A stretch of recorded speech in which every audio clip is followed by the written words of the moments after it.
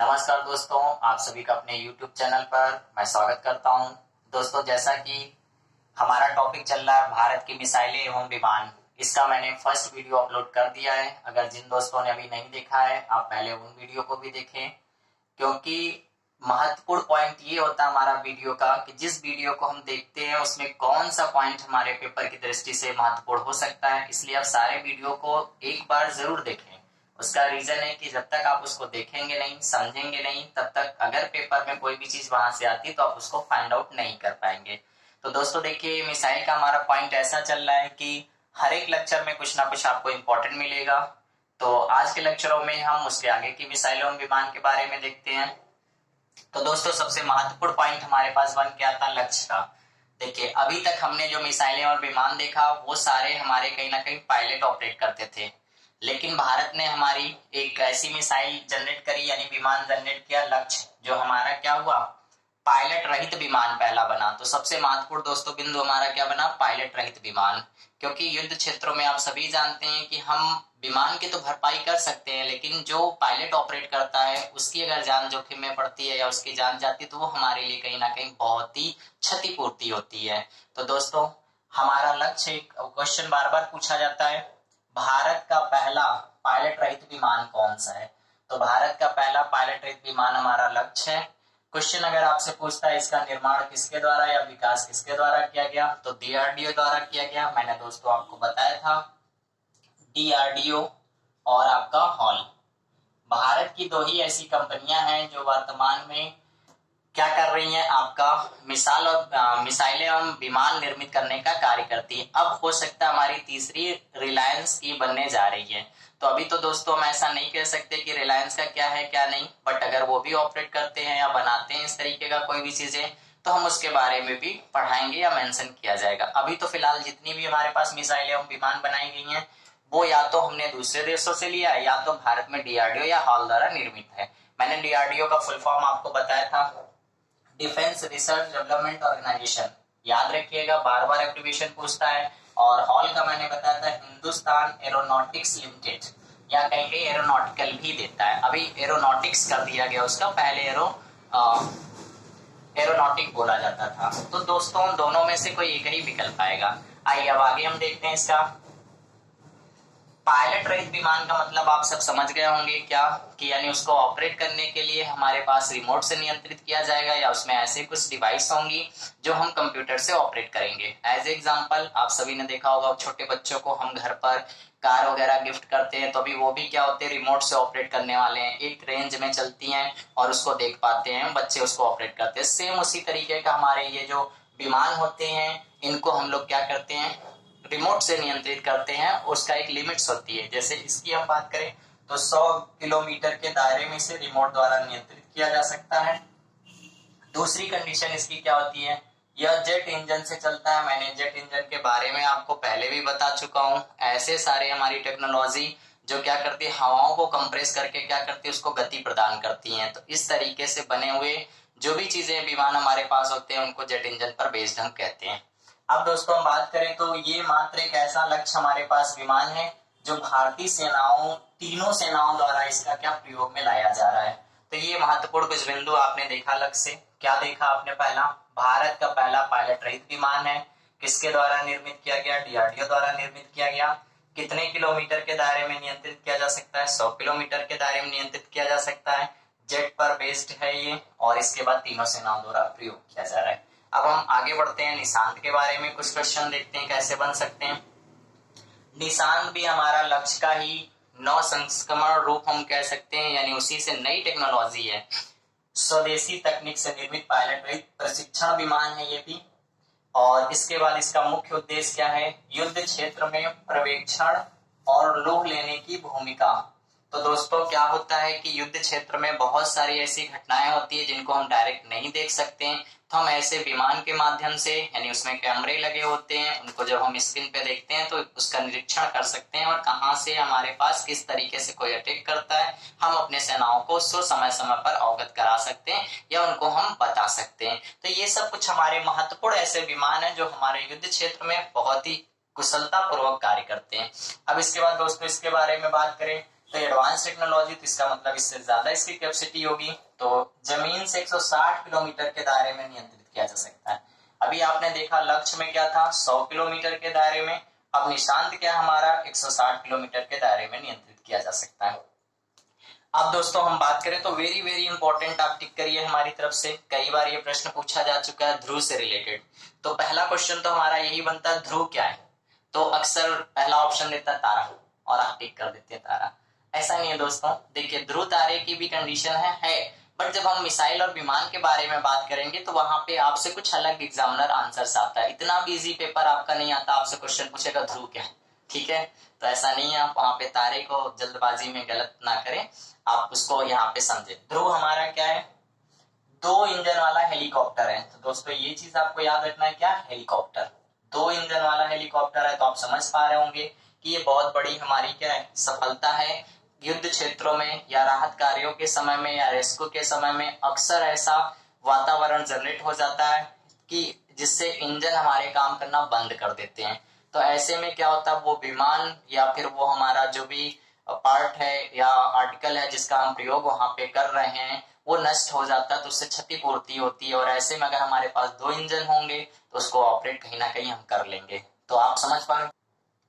तो आपने जैसे देखा कि रेस्क्यू के समय में अक्सर आपने देखा होगा ध्रुव का प्रयोग किया जाता है, जैसे उत्तराखंड में आप सबने देखा, या फिर अभी उड़ीसा में हमारे बाढ़ आपदा जब आई थी, या फिर हमारे केरल में बाढ़ वगैरह होता है, या अभी तूफान है, या फिर इस तरीके के चक्रवात वगैरह आते हैं, तो वहां पे आपने ध्रुव का जिक्र करते हुए सुना होगा, टीवी के माध्यम से या न्यूज़पेपर के माध्यम से, या यूट्यूब पे भी बहुत सारे हमारे फॉलोअर्स, मतलब बहुत सारे लोग हैं जो समय समय पे घटनाओं से अवगत कराते रहते हैं। तो दोस्तों ध्रुव हमारे पास बहुत महत्वपूर्ण बनता है। पहला पॉइंट क्या बनता है, यह 2 इंजन वाला हेलीकॉप्टर है और 2 चालकों सहित 14 व्यक्तियों को ले जाया जा सकता है या ले जाने में सक्षम है। और इसकी अंतिम क्वालिटी इसकी क्या है, अधिकतम गति जो है, इसके बारे में हम बात करें तो 245 किलोमीटर प्रति घंटा के आवर से ही उड़ान भर सकता है। तो कहीं ना कहीं जो महत्वपूर्ण बिंदु हमारे ध्रुव से बनते हैं वो आपने देखा। अब इसके बाद हम निर्भय के बारे में चर्चा करते हैं। स्वदेशी निर्मित क्रूज मिसाइल। तो मैंने दोस्तों आप सभी को बताया है कि मिसाइलों की अलग अलग उनकी क्षमता के अनुसार उनका डिवाइडेशन किया जाता है। कोई बैलिस्टिक मिसाइल है, कोई क्रूज मिसाइल है, कोई प्रक्षेपास्त्र है। इस तरीके के हम उनकी गुणवत्ता के अनुसार उनको अलग अलग रखते हैं। तो स्वदेशी निर्मित क्रूज मिसाइल है, मारक क्षमता के बारे में बात करें तो 1500 किलोमीटर है, और वजन की बात अगर हम करें तो 700 किलोग्राम तक परमाणु हथियार ले जाने में सक्षम है। तो दोस्तों ये 2 चीजें हमारे पास बेनिफिशियल होती, एक तो अपनी क्वालिटी इनकी खुद होती है, किसी ना किसी चीज को नष्ट करने का या भयानक परिणाम उसका निकलता है। इसके साथ में ये अपने साथ अगर कोई भी चीज लेस कर लेते तो और ज्यादा खतरनाक हो जाती हैं। तो जैसे कि मान लीजिए इनकी तो खुद ही एक मारक क्षमता के बारे में हम बात करें तो 1500 किलोमीटर की है, ऑलरेडी विध्वंसक के रूप में भी होता। अगर उसके साथ में हम 700 किलोग्राम तक के आयुध हथियार या परमाणु हथियार भी उनके साथ में क्या असंबल कर देते तो और भी ज्यादा भयानक परिणाम देता है। अब इसके बारे में बात करें तो निर्भय हमारा एक ऐसा भी मिसाइल है जिसके बारे में हम चर्चा करें तो ये हवा से भी, जमीन से भी और पोतों से भी दागा जा सकता है। यानी इसका हम प्रयोग तीनों स्तर पर कर सकते हैं, जमीन से भी, हवा से भी और पोतों से भी। तो दोस्तों अब और कुछ अन्य मिसाइल विमान के बारे में हम चर्चा करते हैं। चलिए अग्नि के सीरीज के बारे में हम लोग कुछ डिस्कशन करते हैं। देखिए दोस्तों अग्नि के सीरीज में बहुत ज्यादा अंतर नहीं है। अग्नि का जो एक सपना था डॉक्टर एपीजे अब्दुल कलाम का कि हम अग्नि की लगातार सीरीजें बनाते रहेंगे, उसका फर्स्ट सेकंड थर्ड करते रहेंगे, और जिस तरीके से हम इसका नाम बढ़ाते रहेंगे उसी हिसाब से इसकी फ्रिक्वेंसी यानी इसकी मारक क्षमता को हम बढ़ाते रहेंगे। तो दोस्तों पहले तो हम बात करते हैं कि अग्नि कैसी मिसाइल है। तो बार बार आपसे क्वेश्चन पूछा जाता है। अग्नि हमारी मध्यम दूरी की सतह से सतह पर मार करने वाली मिसाइल है। तो अगर हम बात करें अग्नि के बारे में तो कुछ बेसिक, ये सारी अग्नि की जितनी सीरीज है आप सभी ने नाम सुना है, डॉक्टर एपीजे अब्दुल कलाम।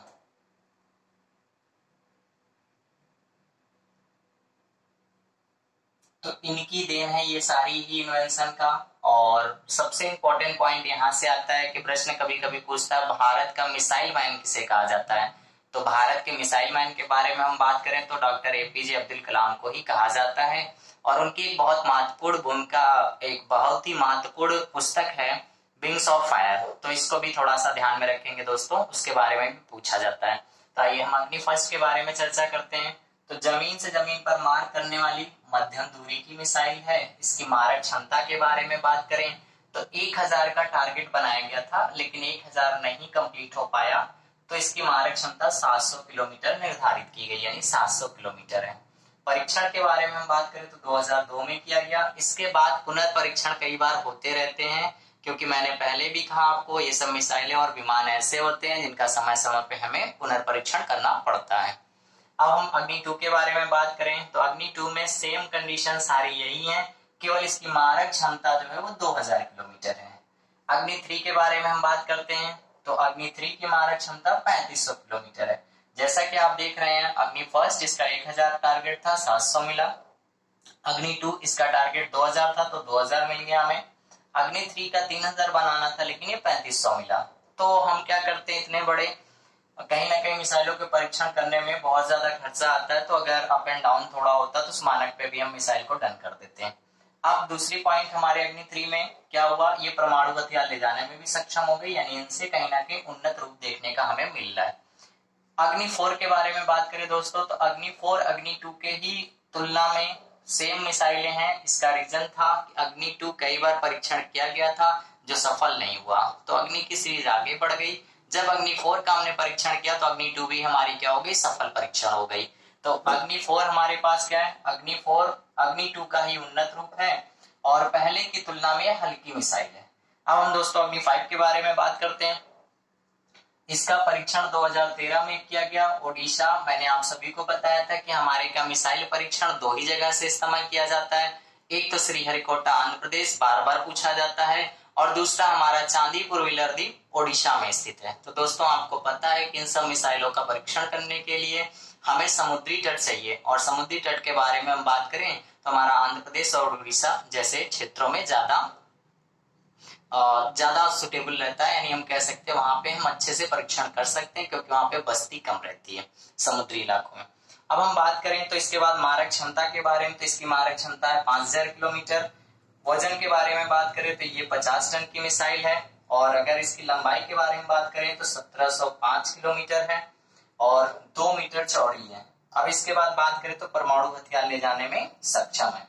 तो दोस्तों देखिए, हम इतना कहेंगे, ठीक है दोस्तों। तो फिर हमने क्या देखा, अग्नि की सारी सीरीजों के बारे में देखा। तो एक बार हम संक्षिप्त परिचय करते हैं। सबसे पहला पॉइंट हमारा अग्नि का क्या है, मध्यम दूरी का मिसाइल है। मारक क्षमता जो हमारी है वो आपकी अग्नि फर्स्ट की 700 किलोमीटर है। अग्नि 2 के बारे में बात करें तो 2000 किलोमीटर है। इसी के पैलर में अग्नि 4 भी हमारी है, और अग्नि 3 के बारे में बात करें तो 3500 किलोमीटर है, और अग्नि 5 के बारे में बात करें तो इसका 5000 किलोमीटर है। अग्नि 6 के सीरीज पर हमारे एपीजे अब्दुल कलाम काम कर रहे थे, तत्काल निधन होने के कारण उस मिसाइल का हम परीक्षण कर रहे हैं। अभी उसमें सफलता की चीजें क्या है, कैसे है, अभी इसके बारे में कुछ ज्यादा परिचय नहीं हुआ है, यानी इसके बारे में कुछ जानकारी नहीं ज्यादा हो पाई है। इस वजह से दोस्तों आपको केवल जहां से जो प्रश्न बनते हैं इनके बारे में ही केवल ध्यान देना है हमें कि हमारे पॉइंट्स बनेंगे कहाँ से। अब हम बात करें अग्नि 5 के बारे में, तो ये थोड़ा सा एडवांस टेक्नोलॉजी पे बेस्ड मिसाइल हमारी है, जिसमें हमने आपको अभी बताया कि इसका वजन जो है 50 टन है। अगर लंबाई के बारे में बात करें दोस्तों तो 17.5 मीटर है, और 17.5 मीटर एक बहुत बड़ी दूरी होती है। और यहाँ पे अगर हम चौड़ाई के बारे में बात करें तो 2 मीटर है, और परमाणु हथियार ले जाने में सक्षम है। तो दोस्तों अग्नि से बनने वाले सारे ही प्रश्न आपको पेपर में मिल जाएंगे, उम्मीद करते हैं। और कुछ मिसाइलें देखते हैं। चलिए दोस्तों आगे हम लोग देखते हैं, कुछ हमारे महत्वपूर्ण और हैं जो पोत हैं या फिर पनडुब्बी वगैरह हैं, इनके बारे में चर्चा करते हैं। तो आईएनएस अरिहंत के बारे में चर्चा करते हैं। पहली स्वदेश निर्मित न्यूक्लियर सबमरीन है। तो दोस्तों यहाँ पे याद रखना आपको, सबमरीन, आप सभी को पता है कि पनडुब्बी का ही बड़ा रूप हम सबमरीन का नाम देते हैं। तो इस तरीके से जो वर्ड्स हमारे निकल के आते हैं, अरिहंत क्या है तो सबमरीन है, वहां विकल्प में दिया होगा। तो इन चीजों को थोड़ा सा आपको ध्यान देना होगा। अब आगे बात करें तो 83 मेगावाट क्षमता वाले लाइट वाटर रिएक्टर से चलने वाली पनडुब्बी का ट्रायल 2014 में किया गया। और इसकी मारक क्षमता के बारे में बात करें तो 750 किलोमीटर से 3500 किलोमीटर यानी 3500 किलोमीटर तक की है। तो यहाँ पे महत्वपूर्ण बिंदु हमारे क्या क्या बनते हैं। आईएनएस अरिहंत क्या है, तो ये न्यूक्लियर सबमरीन है। सिंपल भाषा में बात करें तो पनडुब्बी है। अब क्षमता के बारे में बात करें इसकी तो 83 मेगावाट क्षमता वाली है ये। और मारक क्षमता के बारे में बात करें तो 7,500 से 3500 किलोमीटर के बीच में मारक क्षमता है इसकी। अब दोस्तों हम बात करें आईएनएस चेन्नई के बारे में, तो इस पोत में सतह से सतह तक, यानी हम बात करें सिंपल भाषा में आईएनएस चेन्नई क्या है, तो एक हमारा पोत है सतह से सतह पर मार करने वाला। मैंने आपको अभी पढ़ाया था पिछले लेक्चर में सुपरसोनिक क्रूज मिसाइल के बारे में, ब्रह्मोस के बारे में। तो ब्रह्मोस जैसी मिसाइलें एवं सतह से हवा में मार करने वाले बराकेट जैसी मिसाइलें हमारी लगी हुई है। दोस्तों अगर हम मिसाइलों के बारे में बात करें तो भारत में बहुत सारी मिसाइलें हैं, लेकिन हम महत्वपूर्ण मिसाइलों पे यहाँ पे चर्चा कर रहे हैं जो हमारी पेपर की दृष्टि से बार बार वहां से ऑब्जेक्टिव बनते हैं। तो हमें इनको ज्यादा फोकस करना। और मिसाइलों की श्रृंखला में बात करें तो शायद बहुत मिसाइलें भारत दूसरे देशों से ले चुका है या हम बना चुके हैं। आइए अब हम बात करते हैं स्वदेशी ड्रोन रुस्तम 2 के बारे में। एक पॉइंट और देखिए चेन्नई के बारे में। आईएनएस चेन्नई में 164 मीटर लंबा पोत है ये और सबसे बड़े विध्वंसकों में से एक है। तो दोस्तों हम सिंपल भाषा में अगर बात करें तो चाहे मिसाइल हो चाहे विमान हो, इस तरीके सभी कहीं ना कहीं विध्वंसक ही होते हैं। इनका परिणाम केवल क्या होता है, तबाही मचाना। आइए स्वदेशी ड्रोन रुस्तम 2 के बारे में हम बात करें तो भारत में पूर्ण रूप से निर्मित मानव रहित ड्रोन विमान रुस्तम 2 का सफल परीक्षण किया गया। आप सभी को पता है, अक्सर पेपरों में आप सब देख पा रहे होंगे ड्रोन जैसी चर्चा रहती है, न्यूज में चर्चा रहती है कि हम इस एरिया को कवर करने के लिए ड्रोन के माध्यम से उस पर निगाह रखे हैं, या इस तरीके से जैसे इजराइल वगैरह का नाम आप सबने सुना होगा। अपने सीमावर्ती क्षेत्रों में उसने बहुत सारे ड्रोन कैमरे लगा रखे हैं, या इस समय प्रचलन में भी चल रहे हैं ड्रोन कैमरे। तो ये सब सारी चीजें कहीं ना कहीं हम देखें तो महत्वपूर्ण बनकर हमारी आती हैं। अब दोस्तों अंतिम पॉइंट के बारे में बात करें तो ड्रोन का और क्या क्वालिटी है। 2 टन भार वाला रुस्तम 2 लगातार 24 घंटे उड़ान भरने में सक्षम है। तो महत्वपूर्ण हमारे पास जो जो बिंदु थे उसको हमने देखा। अब अंतिम मिसाइल के बारे में हम उसके बारे में चर्चा करने वाले राफेल के बारे में। तो दोस्तों देखते हैं राफेल से बनने वाले क्या क्या प्रश्न हमारे पास हो सकते हैं। चलिए दोस्तों राफेल के बारे में हम चर्चा करते हैं। जैसा कि आप सभी को पता है कि लगातार विवादित रहा राफेल, कांग्रेस सरकार से लिया गया था। और आपका हम कांग्रेस क्यों कह सकते हैं, कांग्रेस तो नाम बदनाम करने के लिए यूपीए सरकार कह सकते हैं उसको, ठीक है। आप सभी अक्सर सुनते हैं कांग्रेस सरकार, बीजेपी सरकार, ऐसा नहीं है दोस्तों। एक्चुअल में है क्या हमारा कि सेंट्रल में जब इस तरीके की कोई सरकार बनती है तो उसको हम यूपीए और एनडीए बोले तो ज्यादा बेटर होगा। तो वर्तमान में अगर हम बात करें तो इस समय एनडीए सरकार काम कर रही है। तो यूपीए सरकार से राफेल का कार्यक्रम शुरू हुआ और एनडीए सरकार तक राफेल का कार्यक्रम चल रहा है। अभी कुछ विमान को हमने लिया है और कुछ विमानों का पैसा पेड कर लिया है, वो आएंगे क्या है व्हाटएवर है वो हम धीरे धीरे करंट में अपडेट करते रहेंगे। तो दोस्तों कुछ विमान से रिलेटेड मैंने आपको महत्वपूर्ण जानकारी दी। और अगर आप चैनल पर हमारे नए हैं तो दोस्तों चैनल को लाइक करिए, सब्सक्राइब करिए और शेयर करिए। चलिए हम राफेल के बारे में चर्चा करते हैं। महत्वपूर्ण बनता है क्योंकि करंट में ये लगातार चर्चा में है। पहला पॉइंट हम बात करें, यह एक फ्रेंच दोहरे इंजन वाला कैनर डेल्टा विंग लड़ाकू विमान है। तो हमें क्या याद रखना है यहाँ पे कि राफेल हमारा क्या है, विंग लड़ाकू विमान है ये भी, और दोहरे इंजन वाला है। अब महत्वपूर्ण पॉइंट हमारा बनता है भारत ने किस देश से राफेल लिया। तो आप जैसा कि फ्रेंच देख पा रहे थे, यानी फ्रांस सरकार से, जो भारत सरकार ने फ्रांस से खरीदा है। अब हम बात करें जिसकी गति के बारे में तो 223 यानी 2223 किलोमीटर प्रति घंटा। अब दोस्तों उम्मीद कर सकते हैं कि 2223 किलोमीटर प्रति घंटा की रफ्तार बहुत तेज होगी। तो कहीं ना कहीं इन सब विमानों की वजह से मजबूती हमारे देश को मिलती है, यानी हमारी सैन्य शक्ति को मजबूती मिलती है। वजन के बारे में बात करें दोस्तों तो 9979 किलोग्राम इसका वजन है। और लंबाई के बारे में बात करें तो 15 मीटर लंबा है। तो दोस्तों देखिए, इतनी सारी जानकारी आपको इसलिए दी जाती है कि आपको इंटरेस्टिंग लगे हर विमान के बारे में, लेकिन महत्वपूर्ण बिंदु केवल इतना होता है उसकी मारक क्षमता क्या है, किस देश से लिया गया है और उसका मुख्य कार्य क्या है, यानी वो किस कैटेगराइजेशन में रखा जाता है, बैलिस्टिक में है कि आपका लड़ाकू विमान में है, इस तरीके से। तो उम्मीद करता हूं आपको डिस्क्रिप्शन जैसे दिया जाता है इस तरीके से आप ऑब्जेक्टिव पेपर को जब सॉल्व करेंगे तो वहां पे आपको सारी चीजें मिलेंगी। और दोस्तों आप लोगों के लिए गुड न्यूज भी है, हमारे वन लाइनर प्रश्न भी यानी ऑब्जेक्टिव सीरीज भी स्टार्ट होने जा रही है जो संदीप सर के द्वारा, तो ऑब्जेक्टिव प्रश्न आप वहां पे देखेंगे। धन्यवाद।